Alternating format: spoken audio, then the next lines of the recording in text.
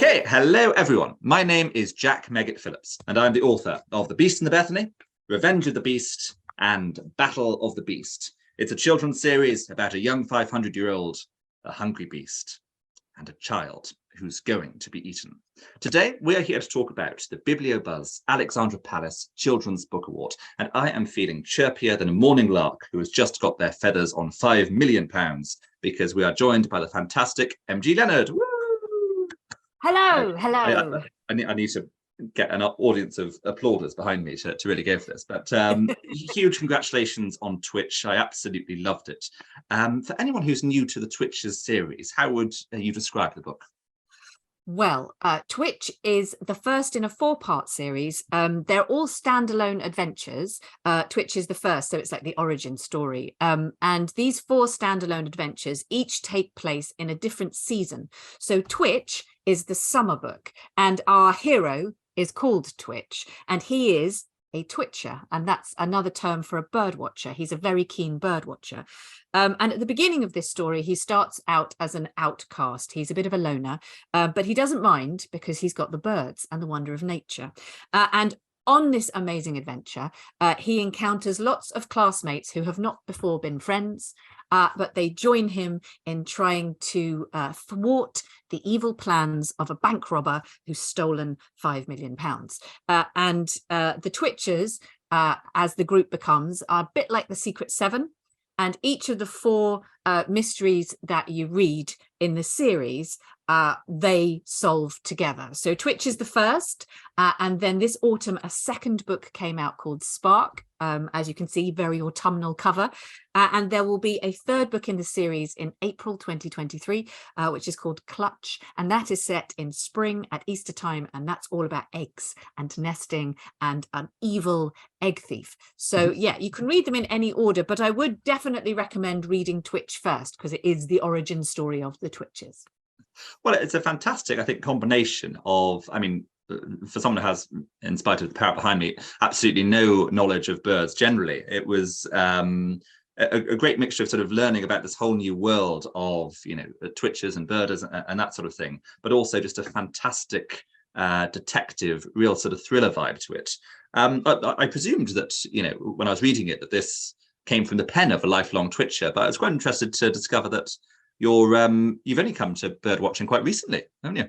Yes, yes. And in fact, because I'm most probably best known for a series I wrote called the Beetle Boy trilogy, and I'm very well known as an insect lover, and kids often call me the Beetle Lady because I write books about beetles. And it was whilst I was doing events at festivals and meeting lots of young readers who loved insects that I first was asked whether or not I could write a mystery about a bird watcher, because a lot of the children who loved insects or love insects understand their importance as part of the ecosystem, and birds eat insects. I mean, nearly 98% of all birds have a diet mostly of insects. So if we had no insects, there would be no birds. So bird lovers love insects. And so those young bird lovers read my beetle books, but they really loved birds more than they loved beetles. And they would constantly say like, oh, could you write a story about someone like me? And I just thought, well, I spend a lot of my time looking down at the undergrowth, looking to see what beetles or bugs I can find. I very rarely actually look up. So I didn't think at first that I could. But I did have this light bulb moment where I realized that all these boys and girls that I was meeting that liked bugs, they all tended to have binoculars and dress in camo colors, and they always had a notebook and a pencil to write down the birds that they spotted, and they were very patient and observant, and I suddenly thought, gosh, these are all the skills of a fantastic detective. Like a fantastic detective must have a notebook and a pen. They've got to be able to camouflage themselves, to go undercover, to disguise themselves. They have to be patient. They have to have binoculars and cameras to be able to see what's going on in dark, shady rooms. And I was like, wow, actually, a bird watcher would be a fantastic detective. They've got all the skill set that you would need. And that's when I suddenly realized, oh, I think I could write a story about a bird watcher. So I bought myself some binoculars, and then I thought I'll go out and see what I can see. And that was just at the beginning of the pandemic, where we were all suddenly trapped indoors and we were only allowed to go out walking once a day. And to be honest, it was a blessing, because I went out walking with my kids and my binoculars, and it was a delight spotting birds. And I grew very enthusiastic about the hobby very quickly, because once I had the idea about children being detectives, bird watchers being detectives, and I had my own binoculars, I love researching my books, and I did a really deep dive into the world of birds, and it is marvelous and fascinating and wonderful. And one of the things that I think, if you read any books that I write, you'll see that I don't tend to make stuff up. I'm not really a fantasy writer. What I tend to do is discover stuff that's really awesome, that's in the real world, and pull it into a story in kind of fun ways. And that's one of the things I loved about the subject of birds is, you know, there are some bonkers birds out there, even just learning about pigeons, who are the stars of Twitch. Honestly, I think you'll find they're called rock doves, but okay. That's, they're descended from rock doves. The common pigeon but like, pigeons are one of the most intelligent creatures on the planet, but we think they're dumb. And when I started learning about just even one type of bird, as already you can see, I'm getting very excited. And so I knew that this was rich subject matter, and it wouldn't just be one book. And when I was young, I used to really love reading Enid Blyton, and I read all the Famous Fives and the Secret Sevens. And when I became an author, I was thinking, like, 7 children's quite a lot to have in an adventure. That's quite. So when I started creating the Twitchers, I thought, I'm going to go for 7. I'm going to see if I can do a Secret 7, but these are going to be 7 bird watchers, and obviously very different characters. So yeah, I was kind of inspired by some of the reading that I did when I was little. I think it's also just a fantastic premise for detective as well. I mean, there's a bit in the book where Twitch is explaining to Jack, and Twitch and Jack are sort of the central detective duo here, and he's describing how having this real deep dive into one subject makes him so aware of everything else. So he says about learning about bird habitats and migration helped me with geography. And then when I read about carrier pigeons were used in the world wars, I was learning history. Listening to dawn choruses helped me understand music. I think having a bird watcher as a detective, you say there's so much overlapping skills there. If there are any sort of young biblio-buzzers or young wannabe storytellers watching this, do you have any advice for how you can turn a niche passion or a real interest into a book that can work for everyone? Well, I think it depends on the type of person that you are. I would describe myself, I'm a bit of a magpie. If something's shiny, I get very excited by it. So when I was writing about beetles, I'm not a scientist. Sometimes there's so much rich beetle information in those books, people thought I was a scientist. And I said, no, I don't really know the in-depth proper science stuff. I'm like a tourist. I'm really excited by the big things and the tiny things and the shiniest things and the, factually interesting things.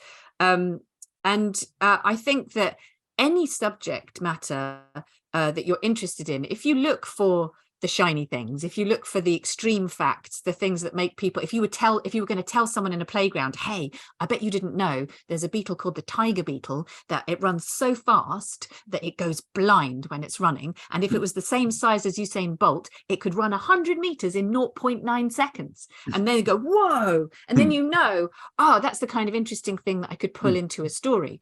Sometimes I do much too much research, and a lot of the stuff that I discover isn't actually that interesting, and people might get bored and fall asleep. So I make sure that I keep all the exciting stuff, and I make sure it connects out, like that small bit that you read. So you might not really think birds are that interesting, but you might really be interested in geography and actually bird migration paths from Africa all the way to England. That's 5,000 miles that your average swallow will fly in 6 weeks. Like, that's quite an incredible journey to follow. You might not really care that much about the bird, but like, it's amazing that a creature can do that kind of perilous, extreme journey every year. And that to me is fascinating. So you can find the shiny facts and then pull them out and connect them to stuff that other people might be interested in. And that's one of the things that I try and do with my stories, because particularly with beetles, quite a lot of people, they don't like insects. They think they're gross or disgusting or scary. So it's a real kind of skill to be able to say, you know, that thing that you think is ugly and horrible and disgusting, well, look at this really beautiful one, and it can do this thing that's like a superhero power. And then you've caught them, you see. Yes. Well, as you said, sort of research seems to be a huge part of your writing process. I mean, another book series that you co-author with Sam Sedgman, Adventures on Trains. I'm always positively sick with envy when I see your wonderful train journeys you go on. How much research do you do before you start writing, or is it simultaneous sort of process? Well, I definitely do quite a lot before I start, because I like the research. I like all the facts that I learn and the interesting stuff, the magpie jewels that I've collected, to start suggesting to me the journey that a story might go on. So I don't write a story and then cram in as many facts as possible. What I tend to do is gather as many interesting things as possible, and I look at them and I go, cool, you could start a journey here, and then we could take in that, and trying to plot a way to pull in all the interesting things, particularly like on a train journey, the amazing locations that you're going to pass at certain times on that route. We'd be like, oh, that might be an interesting place to set a murder, or like, you know, or to stop and everyone can get off the train and have dinner, and we can explore the carriages, and what would the weather be like. And so if you have the interesting information, I like those parameters to suggest the path of a story. And then once I have the path of a story, I carry on researching whilst I'm writing a first draft, because often I'll get stuck, like with Twitch. You have no idea. I had the idea and I knew the crime and I knew the ending. I'm not going to give away any spoilers just in case people haven't read the ending yet. But I knew I wanted a spectacular ending that was inspired by birds. And I couldn't come up with one for ages. I kept writing this really and they all solved everything, the end, kind of pat, horrible, rubbish ending that is boring.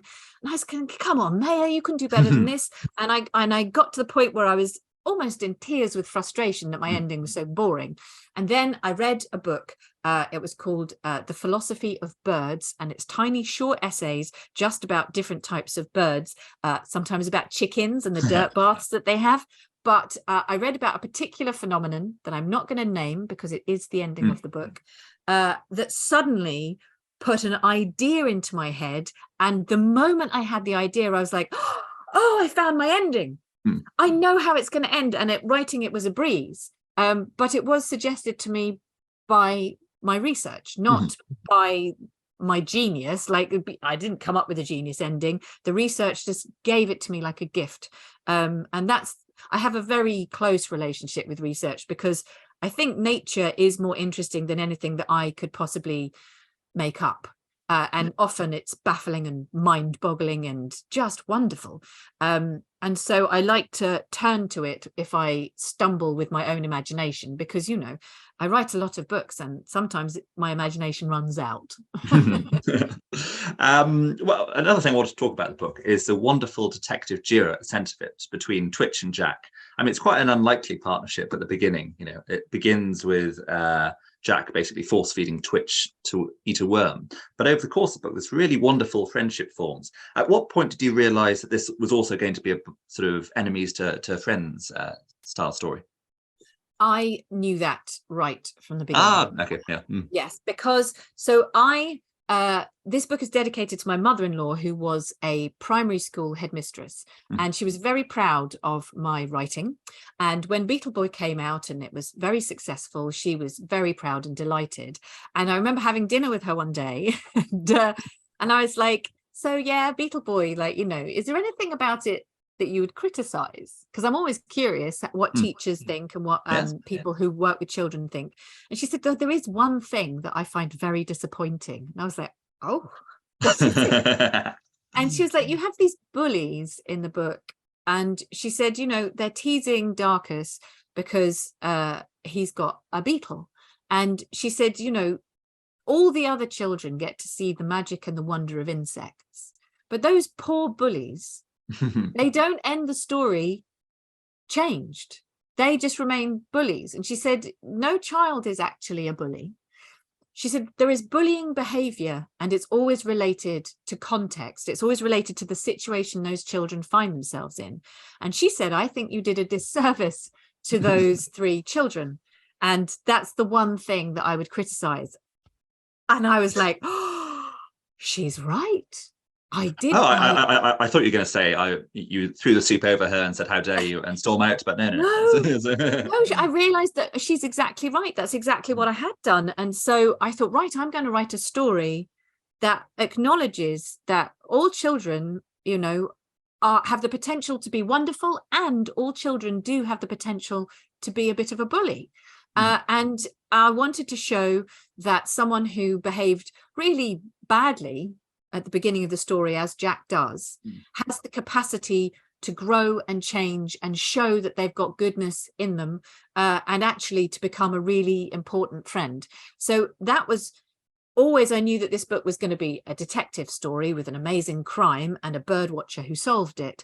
But I also wanted to have that redemption story, you know, and both boys, you see Twitch and Jack make assumptions that aren't always correct, and correct their assumptions and make good decisions, and that ends well for both of them. And so, yeah, I always knew that that's what this book was going to be about. As I said, congratulations again. It's a really beautiful story which blends the sort of 2 genres so well together. One final question would be, what was the book that got you into reading? I know you've mentioned the sort of the Enid Blyton books. Was there a particular Enid Blyton, or was there another book that really sparked that for you? The book that really did it for me was The Twits by Roald Dahl. I loved The Twits, and I loved The Twits for lots of reasons. First of all, it's very funny, it's very short, and it's a book that you can read over and over and over again, and it doesn't lose anything. Like, it's just very funny. But really, that entire book is about a relationship between a horrible man and a horrible woman who are really horrible to each other.